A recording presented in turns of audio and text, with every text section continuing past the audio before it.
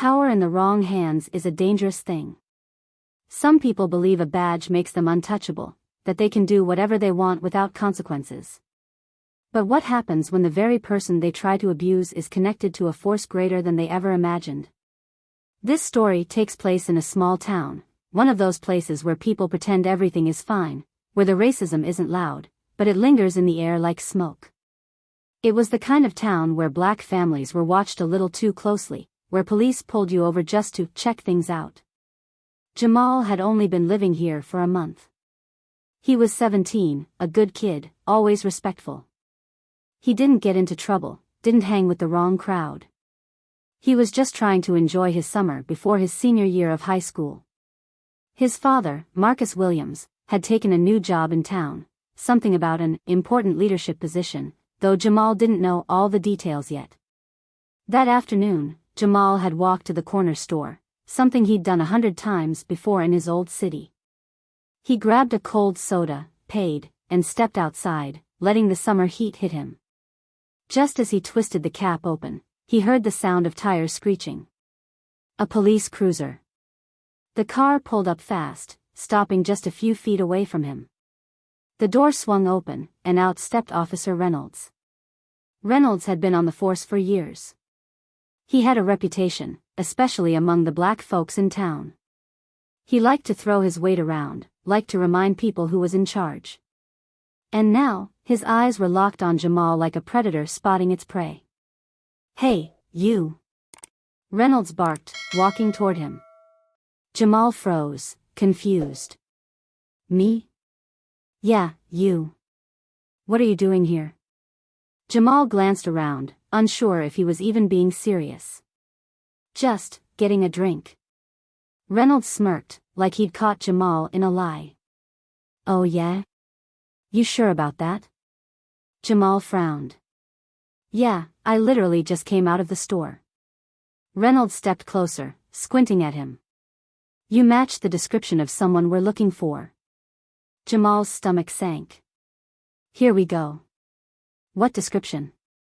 Jamal asked, forcing himself to stay calm. Reynolds ignored the question. "Turn around. Hands behind your back." "For what?" "I didn't do anything." Jamal protested. "You're resisting." Reynolds snapped, grabbing Jamal's wrist. Jamal yanked his arm away, not aggressively, just out of instinct. But that was all it took. The next thing he knew. Bam! A fist crashed into the side of his face. The pain was instant. Sharp. Blinding. Jamal stumbled back, nearly dropping his drink. His vision blurred for a second, and he tasted blood in his mouth. People nearby gasped. A woman standing by the gas pump put a hand over her mouth. Jamal's heart pounded in his chest. He'd heard stories of things like this happening. He never thought he'd be living one. Then, from behind them, came a voice. Deep. Powerful. Steady. "Let him go." Reynolds barely flinched. He was still looking at Jamal, ready to grab him again. "I said, let him go." This time, Reynolds turned. Standing just a few feet away was a man. Tall. Broad-shouldered. Dressed sharp, in slacks and a button-up. He wasn't just some random guy. He carried himself with authority. Like someone used to being in charge. Jamal, through his pain, looked up. His heart skipped a beat. It was his father. Marcus Williams. Reynolds frowned. "Who the hell are you?" Marcus didn't answer right away. He walked closer, his eyes locked on Reynolds, his jaw clenched so tight you could see the muscles flex in his face. Then, slowly, he reached into his pocket. Pulled out a badge. Held it up. "I'm Marcus Williams," he said. "The new chief of police." Silence. Dead.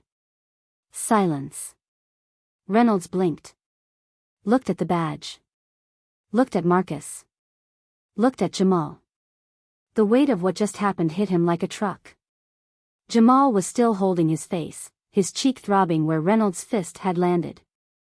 He watched as his father took another step forward, his voice low but sharp as a knife. "Now, you want to explain to me why you just assaulted my son?"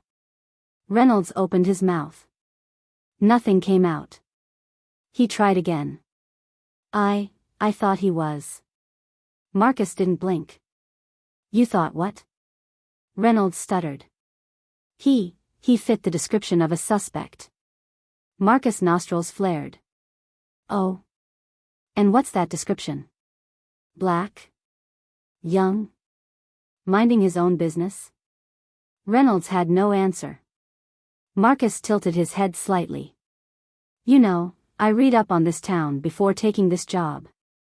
Saw a few complaints with your name on them. Never any real consequences, though. Guess that changes today." Reynolds' hands started to shake.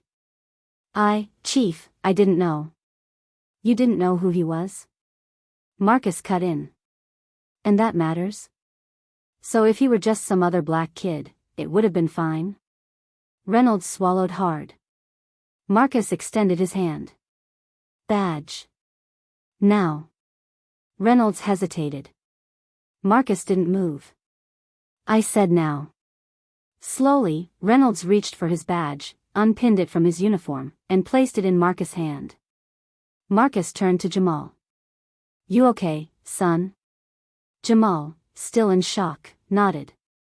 Marcus studied him for a second, his face softening just a little. Then he looked back at Reynolds. "You're done. Get out of my sight." Reynolds didn't argue. Didn't beg. He just turned and walked off, his face red with shame. Jamal let out a breath he didn't even realize he was holding.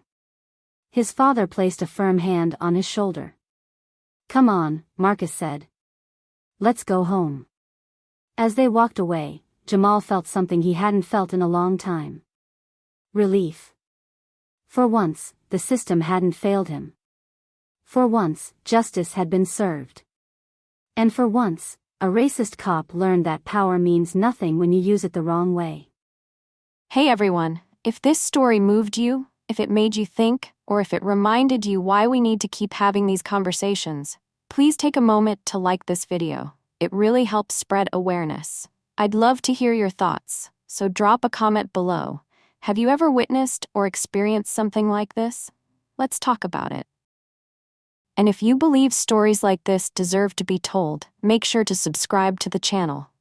We're here to share real, powerful stories that need to be heard. Lastly, share this with your friends and family. The more people who see this, the more we can bring awareness and change. Thank you for watching and being part of this journey. Let's keep pushing forward, together.